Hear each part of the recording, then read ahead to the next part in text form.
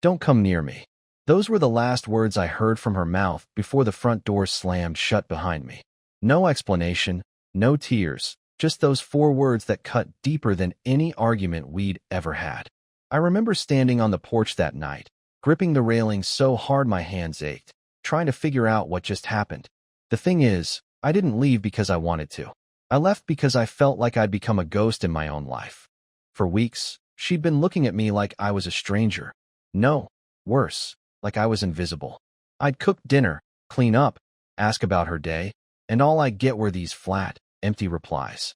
Then, that night, I reached out to touch her hand while she was sitting at the table, and she recoiled like my touch burned her. "Don't come near me," she said. So I walked out. No suitcase, no plan, just pure instinct. For days, I didn't look back. I ignored the buzzing of my phone, the short texts that eventually turned into long paragraphs. But then something strange happened. The tone of her messages shifted. They weren't cold anymore. They were frantic. She wrote things like, "Please pick up, I need you." And, "I made a mistake, Caleb. I'm sorry." And now, she's falling apart. I can hear it in her voicemails. Her voice cracking, her words slurred with tears. It should feel like revenge, like payback for all the times I begged her to talk to me. But instead, it feels like I'm watching someone drown while my feet are chained to the dock. There's something in her voice that scares me. Something she's not telling me. I wasn't planning to listen to any of her voicemails. In fact, I swore I wouldn't. But at 2 a.m., lying on that pathetic air mattress in my friend's spare room, I caved. My phone screen was glowing like it knew I was weak. There were 8 voicemails from her. I hit play on the latest one, and what I heard made my blood run cold. She wasn't crying. No, it was worse. She was whispering, her voice shaking like she was hiding in a dark corner of the house. "Caleb, something's wrong. I can't explain it on the phone. Just, please, come back. I'm scared." Then, just before the voicemail cut off, there was this strange noise, like someone knocking on a door in the background. A sharp, deliberate knock. I replayed that part over and over, trying to figure out if it was just my imagination. It wasn't. My first thought was that she'd lost it completely, maybe out of guilt, maybe out of whatever toxic mess we'd turned our marriage into. But there was something about the way she said, "I'm scared," that didn't sound like guilt. It sounded real, like she was trapped in something I couldn't see. I couldn't sleep after that. At 4 a.m., I was pacing the kitchen, half drunk on cheap coffee, convincing myself to stay away. She told you not to come near her. She meant it. But then why was she calling like this? Why did her voice sound like she was holding back a scream? By sunrise, I was already in my car, engine running, hands trembling on the steering wheel. I didn't know what I'd find when I got there, but I knew I had to go back. When I pulled into the driveway, the first thing I noticed was how quiet everything was. Too quiet. Mary Ann's car was parked at a crooked angle, one door slightly open like she'd been in a rush or distracted. I sat there in my car for a full minute, staring at the front door, trying to gather the courage to walk in. It was still early morning, the kind of pale, gray light that makes everything look colder than it really is. I kept thinking about that voicemail, about the knock in the background. Who was knocking? Was it someone at the door or inside the house? I didn't knock. I still had my key, and I slipped it into the lock like I had 1,000 times before. The house felt different the moment I stepped inside. It was messy, but not in the way Marian usually leaves things. This wasn't laundry on the chair messy. This was frantic, uneven, like someone had torn through the living room looking for something. A lamp was tipped over, one of the couch cushions was on the floor, and there was this faint smell of something burnt. "Marianne." My voice sounded too loud. No answer. I walked through each room slowly, my heart pounding like I was about to catch an intruder. Then I saw her phone on the kitchen counter. The screen was cracked, the voicemail app still open, as if she'd been about to call me again and dropped it mid-step. That's when I heard it, footsteps. Not from outside, from upstairs. I froze, my mind flipping through every horrible possibility. Was she here? Was someone else here? My first instinct was to leave, to run back to my car and pretend I hadn't come at all. But something pulled me forward, up the stairs, toward the master bedroom. The door was half open.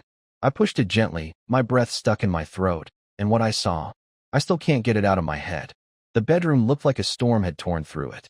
The curtains were half ripped from the rail, drawers pulled out, clothes scattered everywhere like someone had gone through them in a panic.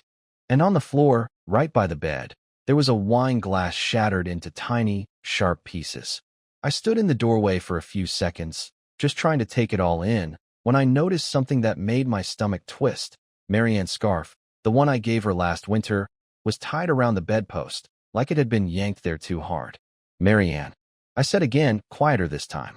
My voice felt like it barely existed in that room. I walked in slowly, my shoes crunching on the broken glass. That's when I spotted something on the nightstand. It was an envelope, my name scrawled on the front in her handwriting. Only it looked shaky, rushed, like she'd written it in fear.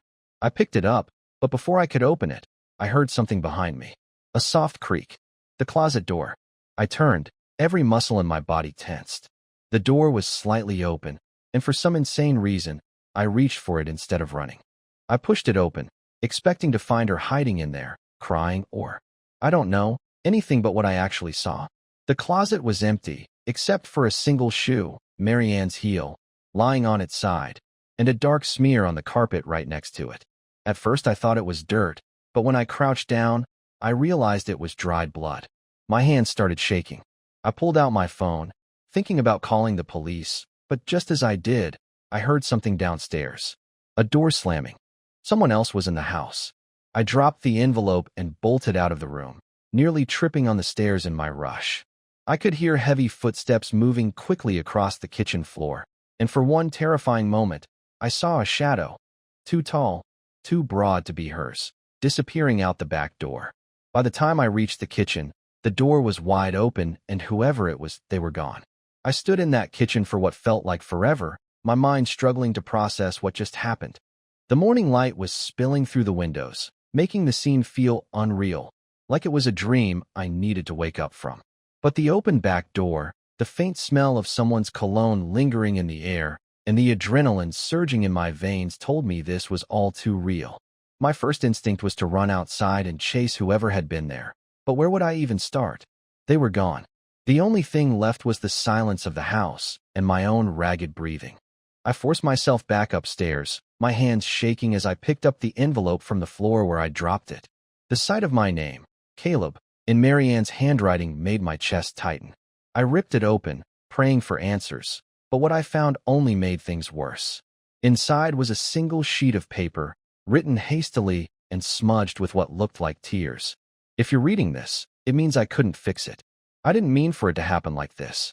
I'm sorry for the way I treated you, but I was trying to keep you safe. Please, don't look for me. It's too dangerous. I read it over and over again, my heart pounding harder each time. Trying to keep me safe? Safe from what? Or from who? And what the hell did she mean by, I couldn't fix it? I wanted to scream. Nothing made sense. I searched the room again, tearing through the drawers she'd already emptied, but there was nothing. No wallet, no keys, no clue about where she might have gone. Only that smear of blood by the closet and the overturned wine glass told me something violent had happened here. Something she didn't want me to see. Then I remembered the voicemails. I played the last one again, this time with the envelope in my hand, and something clicked. Right before she said, "I'm scared," there was a faint voice in the background, a man's voice.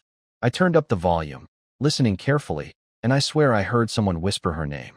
At that moment, I knew I couldn't just sit around and wait. I needed to find her, whether she wanted me to or not. I couldn't ignore the fact that she might be in real danger. I grabbed the keys to my car, but as I stepped out onto the porch, I noticed something I'd missed earlier, a small scrap of paper wedged under the doormat. It had 2 words written on it in messy block letters. Too late. I stood on that porch, holding the scrap of paper with those 2 words, too late, and felt like my entire reality had been shattered. My first thought was that someone was messing with me, some twisted prank to push me over the edge. But deep down, I knew this wasn't a joke. Whoever had been in the house left that message for me, and it wasn't just a warning. It felt like a challenge, like they were daring me to figure out what was really going on. I couldn't just stand there. I pocketed the note, got into my car, and drove aimlessly for an hour, my mind racing through every conversation, every argument I'd ever had with Marianne. Had she been hiding something from me all this time? I kept thinking about the way she said, "Don't come near me," and how cold and final it had sounded. Was she trying to protect me from someone else? Or was I just the fool who never realized she had another life running parallel to ours? Eventually, I found myself parked outside her office building. It wasn't planned. I think I just wanted to see something familiar, some place that could give me answers. But when I walked in, I realized she hadn't been to work in over a week.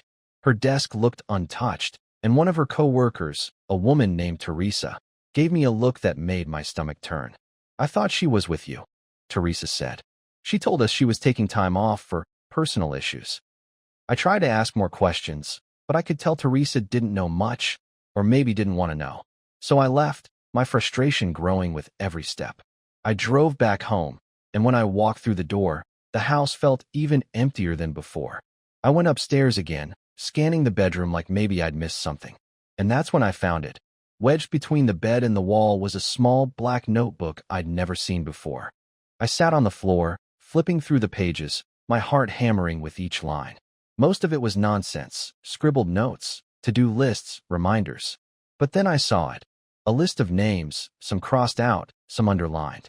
Next to one name, Derek, she'd written, "Never tell Caleb." My blood ran cold. Who the hell was Derek? As I sat there staring at the notebook, I felt something shift in me. This wasn't just about finding Marian anymore. Someone had dragged us both into something bigger and darker than I could have imagined. And if this Derek had something to do with the shadow I saw in the house, then I needed to find him before it was, as the note said, too late. That night, I didn't sleep. I went through every one of her old emails, every message I could access, looking for the name Derek. And just when I was about to give up, I found an email chain buried in her archives. The last message, dated 3 days ago, was chillingly simple. "You think you can run? You owe me." I didn't know what she owed or what she had gotten herself into, but I knew one thing. I was going to find this Derek, even if it meant tearing my entire life apart in the process. I didn't know where to start. All I had was a name. Derek, and a vague threat hidden in an email that felt like it was written in a language of fear I hadn't learned yet. The more I thought about it, the more I realized how little I actually knew about Marianne's life outside of the version she allowed me to see. We lived together, shared a bed, shared years of memories, and yet, in this moment, she felt like a stranger who'd been living a double life under my roof. That thought kept chewing at me as I dug deeper. The first clue came from a phone bill. I'd forgotten I still had access to our joint account, and after scrolling through weeks of call history, one number popped out. It wasn't saved under a name, but it appeared almost every night, sometimes after midnight.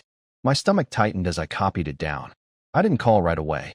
Instead, I traced it online, and what I found made my skin crawl. It belonged to a bar, an old, rundown place on the outskirts of town. I drove there the next day, convinced I'd find some trace of her.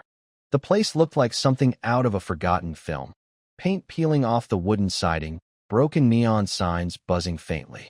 I stepped inside, and the smell of stale beer and cigarette smoke hit me like a wave. A few regulars were hunched over the bar, all of them turning to look at me like they knew I didn't belong. I walked up to the bartender, a woman with sharp eyes and an even sharper voice. "I'm looking for someone," I said. "Tall guy, goes by Derek. You know him?"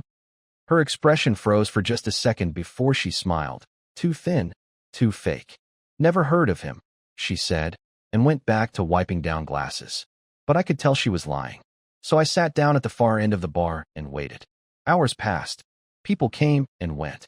Just when I was starting to think I'd wasted an entire afternoon, someone slid onto the stool next to me. He didn't look at me. He just sat there, ordered a whiskey, and then muttered in a low voice, "You shouldn't be here asking about Derek." I turned to look at him. He was older, maybe late 40s, with a scar running across his cheek like an ugly reminder of something violent. "Who are you?" I asked. He laughed, but it wasn't the kind of laugh that meant something was funny. "Someone who's still alive because I know when to stay quiet." "You? You're going to end up buried if you keep poking around where you don't belong." Before I could respond, he stood, downed his drink in one gulp, and walked out, leaving me sitting there with my heart pounding so hard I could barely breathe. I knew I should leave, but I couldn't. I stayed until the place started to thin out. Then, just as I was about to give up, the bartender slipped me a small, folded napkin. There was a single address written on it. She didn't say a word, just gave me a look that made my blood run cold. It wasn't a friendly gesture. It was the kind of look that says, "This is as far as I'm willing to go. Don't come back here." I drove to the address immediately, even though it was already close to midnight. It was a warehouse on the edge of town, the kind of place where secrets rot and nobody asks questions. The building was dark except for a single light flickering over a side door. I didn't think twice. I parked down the street, crept up to the door, and pressed my ear against it. What I heard inside made my chest tighten. It was Marianne's voice. She was crying. I don't know where I found the courage, but hearing Marianne's voice from behind that warehouse door snapped something inside me. I kicked it open, expecting chaos, violence, maybe even the end of everything. Instead, I found her sitting on a chair in the middle of the room, her hands shaking, eyes wide with fear. Across from her stood a man, Derek. He wasn't holding a weapon or looking like some hardened criminal. He just looked broken. "Caleb," Marianne gasped, her voice raw. "You shouldn't be here." "Too bad," I said, my voice trembling but firm. "I'm not leaving without you." Derek turned to me, and for a moment, I saw something in his eyes that wasn't anger but pain. He raised his hands like he wanted to prove he wasn't going to hurt anyone. "This isn't what you think," he said. "She's been trying to help me. She's been trying to fix something I screwed up years ago. I lost control." I was ready to fight him, but Marianne stood and moved between us. "Caleb, listen. Derek isn't what he looks like. He's my stepbrother. We were trying to clear a debt he got into years ago. He came to me for help, and I didn't want you involved because I was ashamed. I pushed you away because I didn't want you to get hurt." The air left my lungs all at once. I looked at Derek again, seeing him differently now. He looked desperate, but not dangerous. "Why didn't you just tell me?" I asked her. She swallowed hard, tears streaking her face. "Because I didn't want you to see me like this, lying, sneaking around. I wanted to protect you, even if it meant you hated me." The tension in the room melted into silence. I stepped closer to her, my anger dissolving with each step. I put my arms around her, and she didn't flinch this time. She just held me, her head pressed against my chest, as if she'd been waiting for this moment to finally let go. We left the warehouse together. Derek stayed behind, promising that whatever trouble he'd gotten into, he'd handle it himself from now on. I don't know if I believe him, but that night, as I drove us home, Marianne reached over and took my hand like she hadn't in months. "I don't want to lose you," she whispered. "You won't," I said, and I meant it. The house was still a mess when we got back, the broken glass still on the floor, but somehow it felt like a place we could rebuild. For the first time in what felt like forever, I wasn't angry or lost. I was just relieved. That night, as we sat on the floor of our bedroom, surrounded by the wreckage of the past few weeks, I realized something important. Sometimes love isn't about being perfect or always understanding each other. Sometimes it's just about showing up when everything falls apart. And I knew I was never walking away from her again.